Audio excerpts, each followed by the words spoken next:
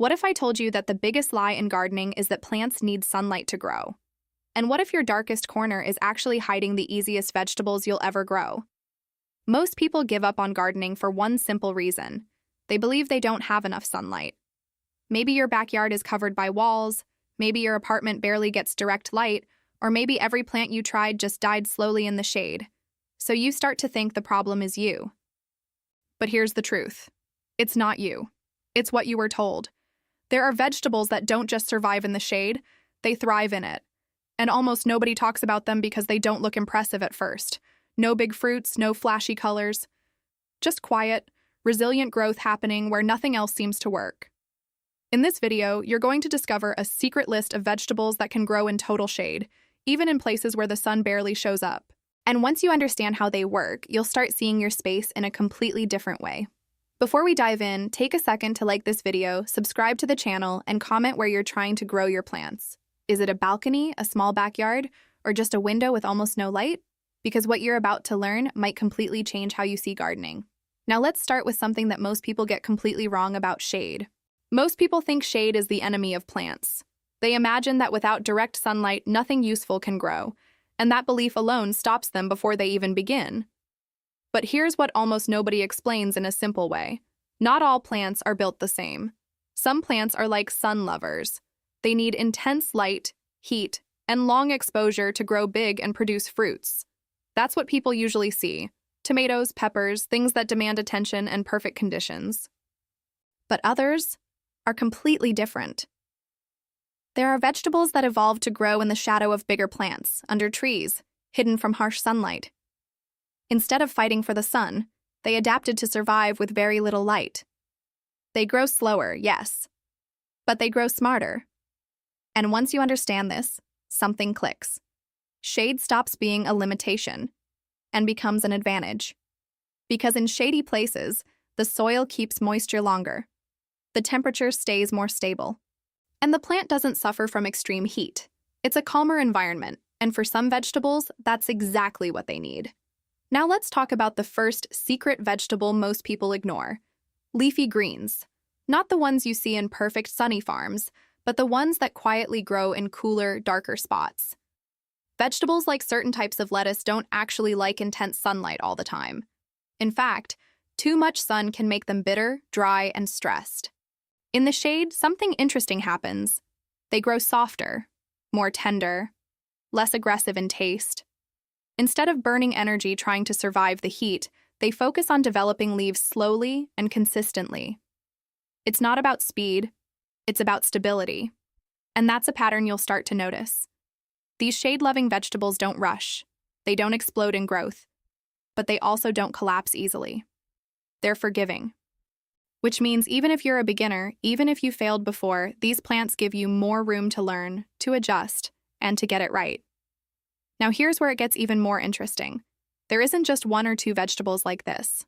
There are several, and each one has its own way of surviving in the shade. Some store energy differently. Some spread instead of growing tall. Others develop stronger leaves to capture every bit of light available. And once you start combining them, you can create a small garden that works almost like a hidden system, growing quietly without needing perfect conditions. But we're just getting started. Because the next vegetables on this list don't just tolerate shade, they actually prefer it in ways that might surprise you. And when you see how they behave, you'll start to realize that shade might be the easiest way to grow food at home. Now that you understand that shade isn't the enemy, the next step is even more surprising. Some vegetables don't just tolerate low light, they actually perform better because of it. Let's go deeper. Think about plants that grow close to the ground. Instead of reaching up aggressively toward the sun, they spread, stay compact, and focus on building strong, dense leaves. These plants are designed to capture whatever light is available, even if it's weak, indirect, or filtered through walls and objects. One of the best examples of this behavior is spinach. Spinach doesn't need harsh sunlight to grow well. In fact, when exposed to too much direct sun, it can panic, growing too fast, becoming thin, and losing quality. But in the shade, something different happens. It slows down. It builds thicker leaves. It becomes more stable. It's like the plant switches from survival mode to balance mode, and that's exactly what you want. Another powerful example is kale. Kale is often seen as a strong plant, but what many people don't realize is that it handles shade surprisingly well. It might not grow as fast as it would under full sun, but it becomes more resilient. The leaves stay firm, and the plant lasts longer without stress. This is the hidden advantage of shade: longevity. Instead of fast growth followed by quick decline, you get slower growth with consistent results. And for beginners, that's a huge win. Now here's something even more interesting. There are vegetables that don't rely heavily on leaves or fruits at all, but on what happens underground.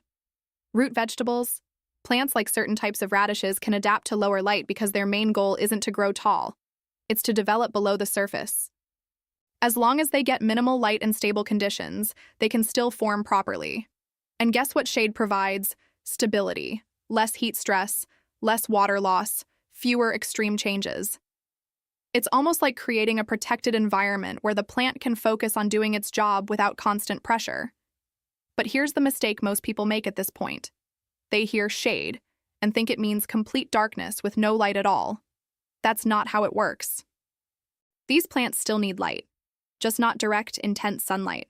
Reflected light, indirect brightness, even that soft light coming through a window or bouncing off a wall, that's often enough. And once you start noticing these small sources of light, your space suddenly feels bigger. Places that looked useless before now become potential growing spots. A corner near a wall, a space under a structure, a balcony that never sees direct sun. All of it becomes usable. And this is where things start to shift. Because the last part of this list isn't just about which vegetables grow in shade. It's about how to turn any low-light space into a productive garden, using simple tricks that most people completely overlook. And once you see this, you won't look at your space the same way again. Now comes the part that changes everything. Up until now, you've seen that some vegetables can survive, and even grow well, in low light. But here's the real secret that most people never discover. It's not just about choosing the right vegetables. It's about how you use the shade. Because even in what looks like total shade, there are small variations of light happening all the time. Tiny reflections, soft brightness bouncing off walls, light filtering through gaps. And plants are incredibly good at finding it. If you learn how to work with this, you can turn almost any shaded space into a productive mini garden. Let's start with one of the most underrated vegetables for shade: herbs like mint. Mint doesn't just tolerate shade, it spreads in it. Instead of growing tall and demanding, it expands sideways, quietly filling the space. And because it grows fast and adapts easily, it becomes one of the easiest ways to activate a dark corner. Another great example is green onions.